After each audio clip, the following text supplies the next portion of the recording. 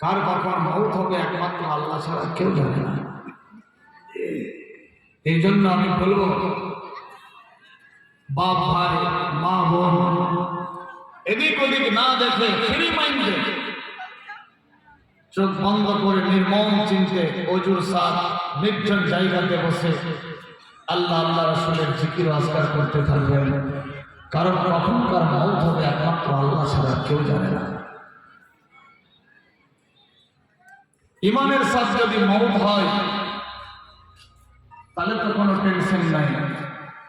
আর যদি ইমানে এক পশম বরাবর যদি খামি থাকে তাহলে তো আমাদের অবস্থা কিরাসিন হয়ে যাবে। আমি দোয়া করি, আল্লাহ যতক্ষণ অব্দি আমরা পাক্কা সচ্চা ইমানদার হতে পারবো না ততক্ষণ অব্দি মালিকার মৌত দিও। আল্লাহ আমরা যখন পাক্কা সচ্চা ইমানদার হয়ে যাব তখন মালিকার মৌত পাঠায়। সবে বলি আমিন। আল্লাহ ভাবতে অবাক লাগে, আজকের পবিত্র মাহফিল হযরত মা ফাতেমা জাহরা রাদিয়াল্লাহু তাআলা আনহা সম্পর্কে আলাপ আলোচনার মাহফিল। বহুবার গ্রামে গঞ্জে এলাকাতে এই জায়গাতেও এই জীবনী হয়েছে।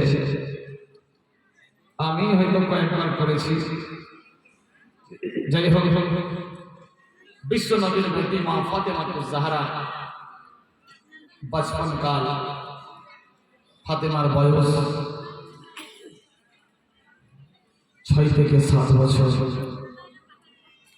মা খাদিজাতুল কুবরা কিন্তু তখন জিন্দা ছিলেন। মক্কার ঘটনা।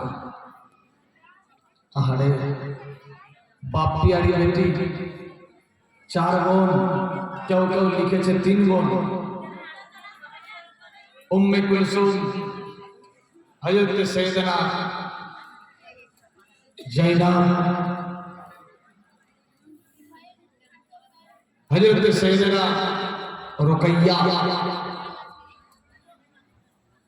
हजरत सैयदना खातून ज़हरा मा फातिमा ज़हरा रज़ियल्लाहु ताआला अन्हा। 4 বোন 2 ভাই। কেউ লিখেছে তৈয়ব আর তাহের, কেউ লিখেছে ইব্রাহিম ও কাসিম। যাই হোক, একটা মানুষের বিভিন্ন নাম হতে পারে। ছোট্ট বোন খাতুনে জান্নাত, ছোট্ট বেটি মা ফাতেমা জাহরা।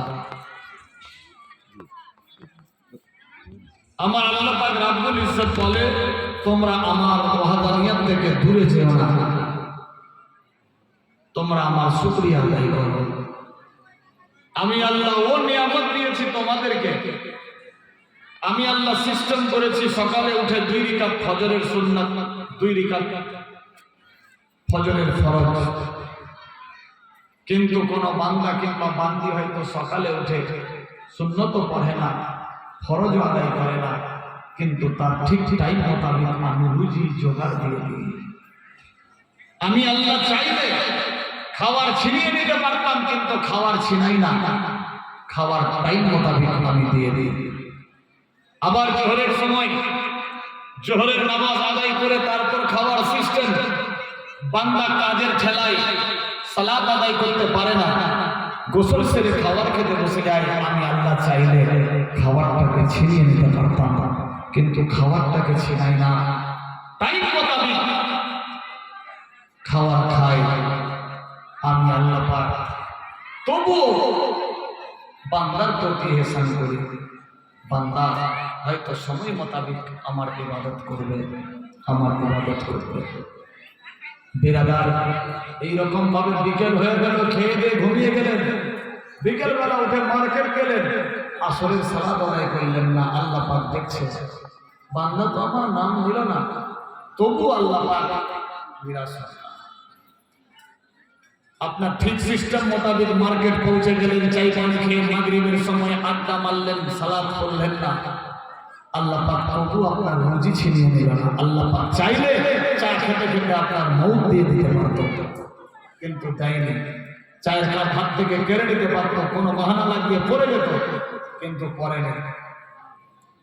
রাত্রে আবার ইশার টাইম হলো, আমি আপনি খাবার খেয়ে ঘুমিয়ে গেলাম, আল্লাহর ইবাদত করলাম না, তবু আল্লাহ পাক নারাজ হন না। আমার আল্লাহ পাক রব্বুল ইজ্জত বলে বান্দা কাজের ঠেলায় নাও নিতে পারে, নাও নিতে পারে, নাও নিতে পারে, তবে তার পরের দিন যদি আমার ইবাদত করে আমি আল্লাহ পাক তার আগের দিনের গুনাহটাকে মাফ করে দেব। মুসলমান ভাবতে অবাক লাগে, আমরা জানি সব পালন করতে পারি না, জানি সব, কে জানে না? জানে সবাই, পালন করতে পারছে না। কোথায় আছে? আল্লাহর নবীর বেটি মা ফাতেমা তুজারার বয়স যখন 6 থেকে 7 বছর হয়ে গিয়েছে, নিজের বাড়ির মধ্যে আছেন আব্বা হুজুর